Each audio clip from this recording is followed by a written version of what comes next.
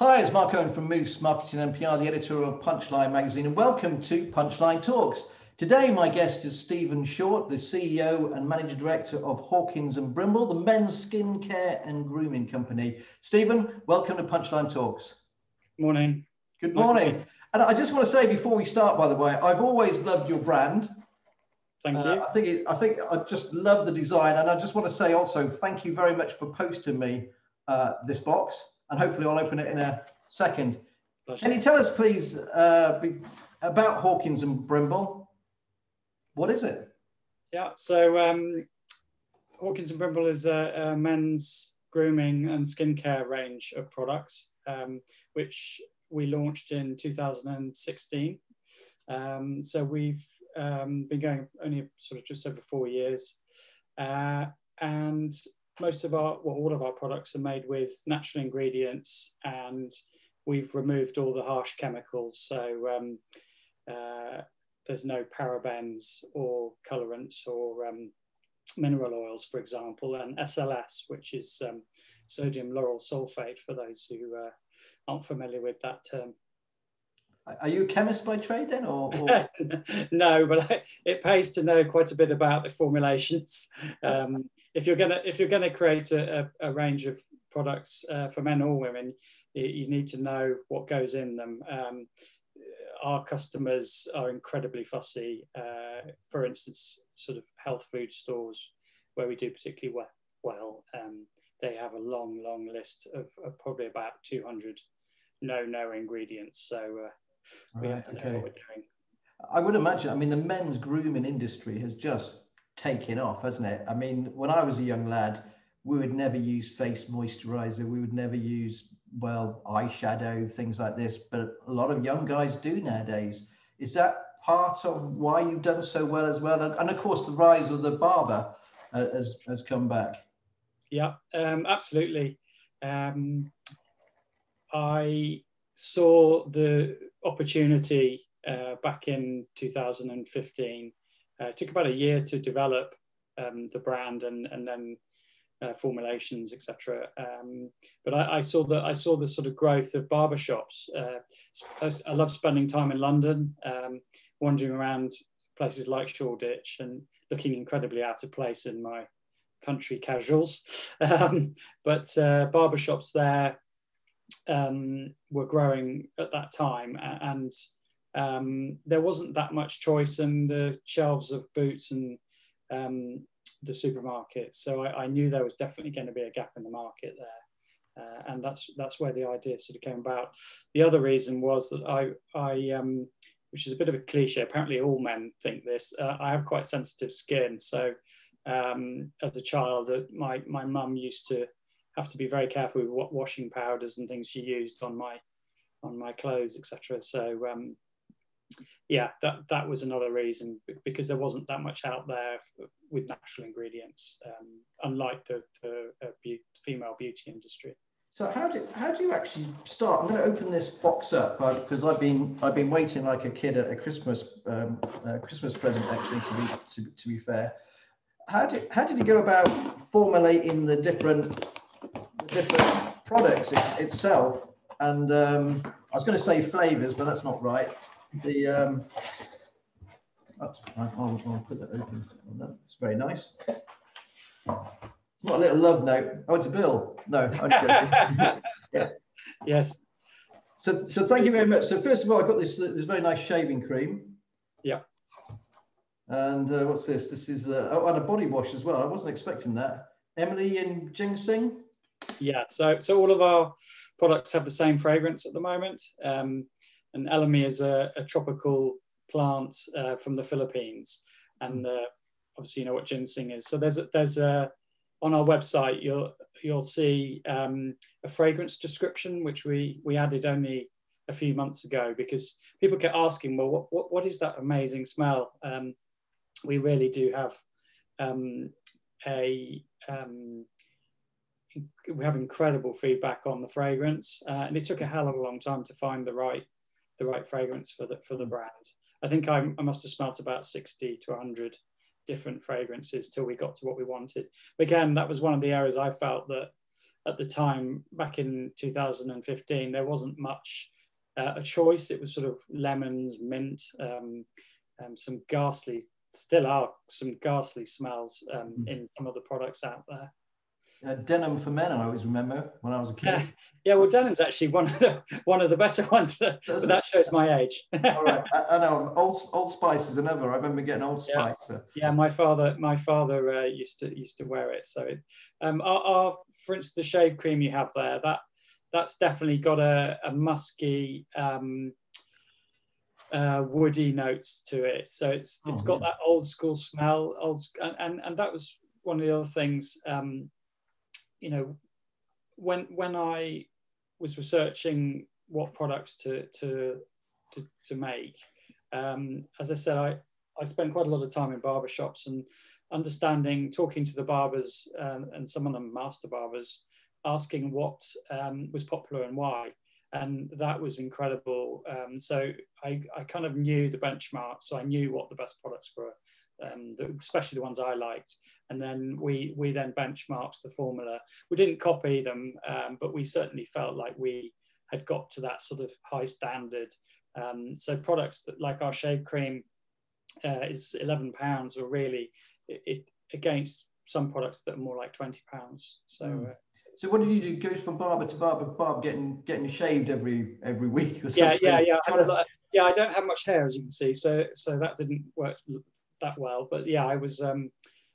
But no, you'd be surprised. One thing I've learned in life is people always love giving advice, and people can be very, very generous with their advice. If you have the wherewithal to ask, then you'd be quite surprised by how much people want to help. Yeah, people are generally very nice, aren't they? And again, if you ask them, I'm a great believer in that. And if you're like me, which you probably are, I'd like to talk to people. Yeah. You know, I just like chatting. So when I go and get my hair cut, or barbers do tend to chit chat away, I suppose, isn't it? Really. Absolutely. But no, this. Oh, there's another one here as well. Sorry, this. I didn't realise there was another one. That looks nice. What's this then? Oh, it's a moisturiser. Yeah. It looks like one of those taco bottles. Yeah, that's one of our best sellers. Definitely in the top 5 best sellers globally. Sorry, what is this then? Yeah, you have to give it some good pumps, because it's you have to draw the air out of it. No, it's not a spray. All right, I see that now, mate. Oh, my Lord, it's a cream. Yes. This should come with a health warning. You might have. I'm glad you didn't squirt that in your eyes. That would be embarrassing. No, it's good. Never work with animals, children's, or editors. Absolutely. But the products. All of the products go through testing with final testing with my wife and I. Oh, do you? Yeah, and women do know a hell of a lot about beauty products, and that I think that's really important. That I use the products myself every day, mainly because I couldn't find anything else I liked, and I think I'm really proud of the quality. Our website always gives me great pleasure to see the reviews pinging up on our website every day, most of which are 5-star reviews, which is an incredible feeling. Yeah, and we won lots of awards as well. How do you? Sorry to stop you there, but I mean the branding itself is excellent. I won't go into that. I'm assuming that would have taken you quite some time to get to that final design. It didn't take that long, to be honest. No. No. Okay. No, we had a very good agency we used in London, right? Who were 3 young guys who left a big London agency and started up on their own, and they were great, really, really professional. And the brand name came from research in from the 1920s. Two rather dapper bearded gentlemen, Mr. Hawkins and Mr. Brimble. So that's where that came from. But our brand is definitely got a heritage flavour about it, and quintessentially British, we say. Well, it definitely feels like that. Really, really smells lovely. My office has never smelled this good, I can tell you. Right. especially this home office. I mean, so that's how you started the business. Yeah. How did you then grow it the next step? So you had the product. I know you cracked America as well, which is quite amazing. Yeah, I think one of the most fun things about this company is, there's never really been a better time to start a business, in my opinion. I worked with family in 2 previous businesses, really large, one with a $250 million turnover, which we grew up ourselves. So I've used to working in very big companies, and I was export and commercial director there. I think what I wanted to do was, at the ripe age of 45, I was feeling like I didn't really want to sit behind a desk all day, and I am a creative at heart, so I wanted to create something myself.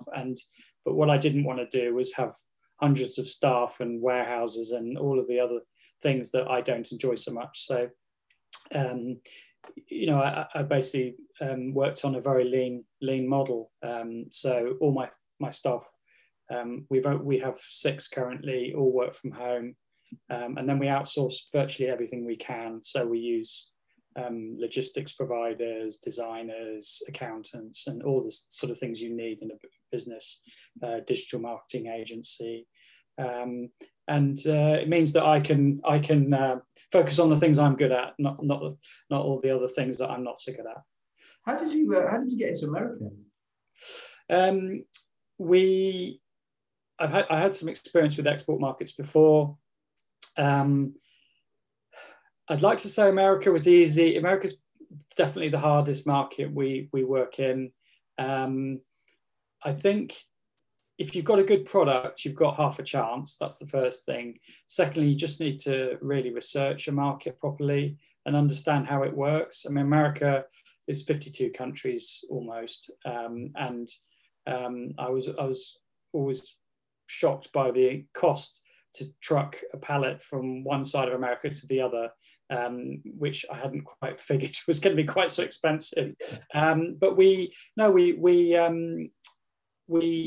pitched to health food distributors. We chose to go down that route because we'd had quite good success in Whole Foods in the UK. So we thought, we'll try and replicate that in the US, because we're not cheap. So you need to be in a retailer that people want to pay for a natural product. And that kind of made sense to us. And then the rest of it is history. Hard work. My sales director spent a lot of time on flights and pitching to the key retailers, which is a daunting prospect. But if you don't try, you don't get. So, what would you do differently, Stephen, if you had the chance again? I think I probably wouldn't try and do quite so many things at the same time. When I left my last business, I decided it'd be a good idea to launch, I think, 5 different companies. I had a bit of an entrepreneurial mad year, What were the 5? Sorry, what were the 5? I launched a kids hand wash brand. I bought that actually off an American guy. I launched a distribution business. I launched a business in the US, and I launched a barber van also, which I haven't shown you that, but that's on our website. So we have I bought a brand new long wheelbase Mercedes Sprinter and had it all kitted out to be a luxury barbershop, effectively, which is now parked in Cheltenham in storage, waiting patiently for COVID to end. So yeah, I had quite a lot on my plate, and I think maybe next time I'd probably just focus on one thing from the beginning rather than doing too much. So where we are now, COVID, obviously with all the hairdressers, all the barbers, everything closed, must have had a terrible effect on the business. How is it performing? Yeah, certainly the supermarkets are about 30% down on men's grooming sales currently. So we're in Waitrose, Boots, Sainsbury's. and because people aren't sort of browsing so much in store, they're just going in, getting what they need, and leaving as quick as possible. No one particularly likes wearing a mask, certainly not me.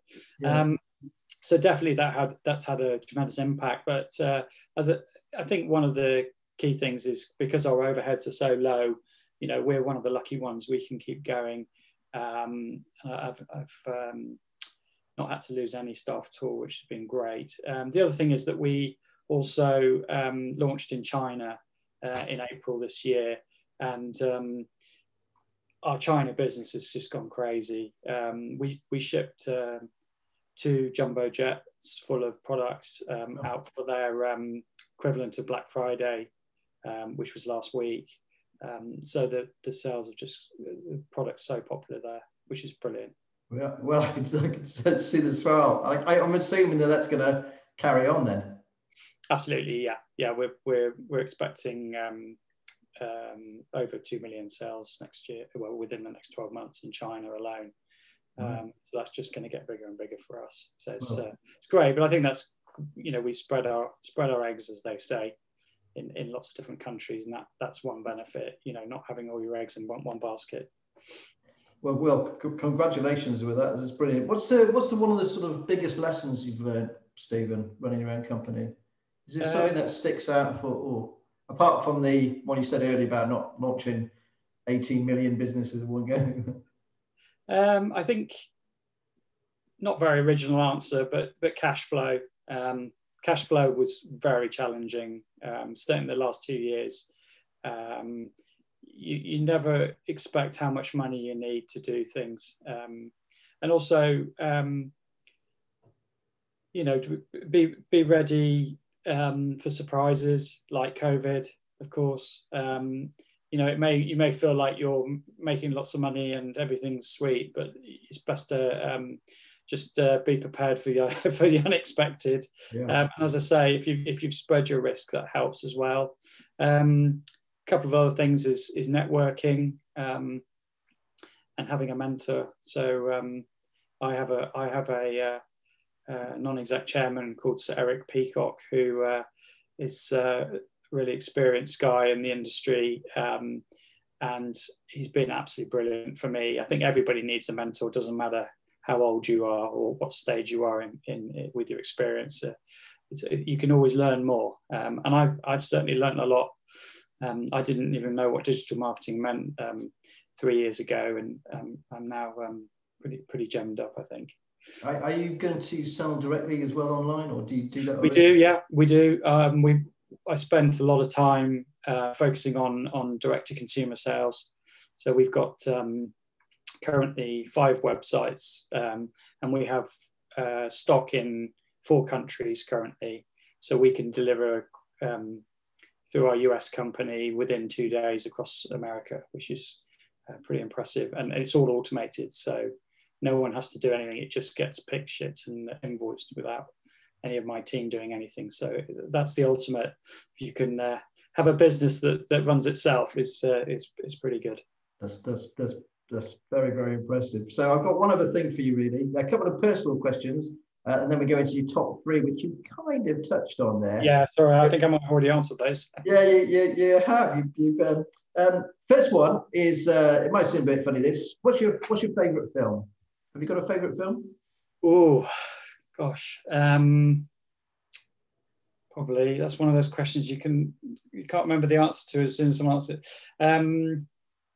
Probably one of the Bond films, one of the older ones with Mr. Connery, R.I.P. So one of the old Bond films I really enjoyed. And okay. I like to think that he would have used Hawkins and Brimble at some point, hopefully. you can imagine Sean Connery doing that rather nicely. Are you currently reading a book? Are you a book person, or magazine person, or newspaper? And if you're reading a book, what is it? Newspaper addict, I'm afraid. I get 4 different subscriptions to different newspapers, and drives my wife mad because I spend most of Saturday and Sunday reading papers.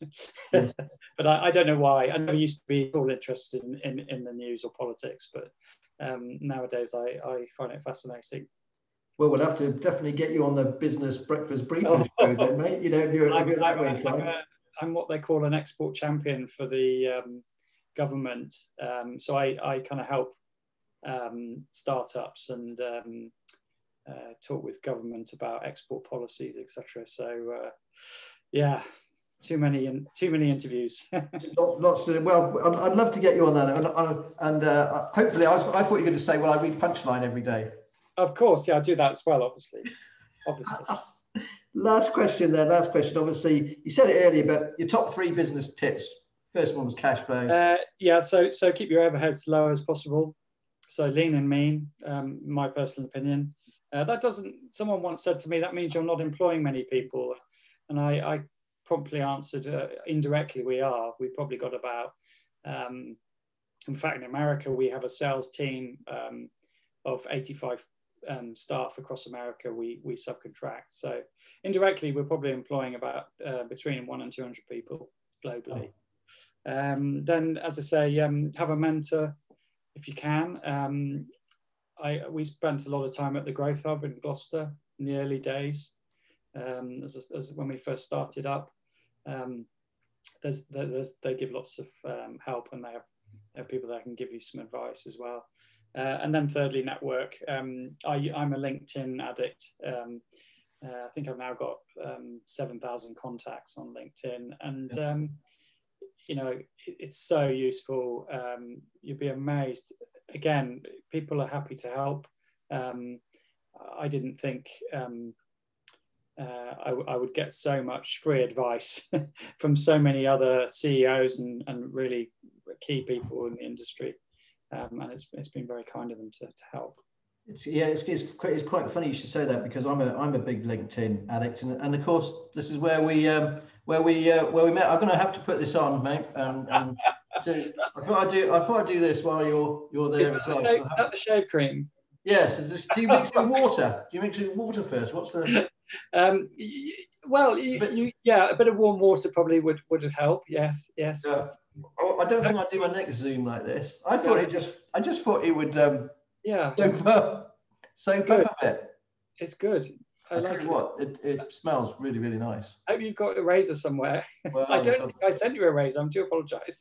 Well, I'm a bit let down by that, actually, Stephen. I'll tell you. We're developing a new one, so you should, when it's launched, you'll get one. That'd be fantastic. And you've also kindly offered a couple of boxes. Is that still a case for a competition prize? Yes, absolutely. Yeah, we've got our new gift sets, which are here. Okay, that looks nice. There's a few behind me as well. What do they retail for? Give it a burn. What do they retail for? They vary, so around £17 up to £27. I think they're in Boots as well at the moment. I should know that. I think they are.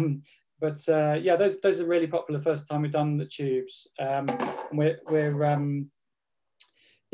had loads and loads and loads of orders of those gift sets. So that's great news. And we're going completely eco-friendly as well, which is another keeping me busy. Keeping you busy, yeah. All the cardboard here. It's absolutely brilliant. Well, Stephen, it's really, really great to talk to you. Thanks for getting in contact as well with LinkedIn, or thanks for accepting my hello from LinkedIn. You're stalking, yeah. My stalking. A lot of people have been stalked by me recently. So I really appreciate it. Thanks ever so much for listening to Punchline Talks. Big thank you to my guest today, Stephen Shortt from Brimble and Hawkins. Thanks very much. Be safe. Bye. Thank you.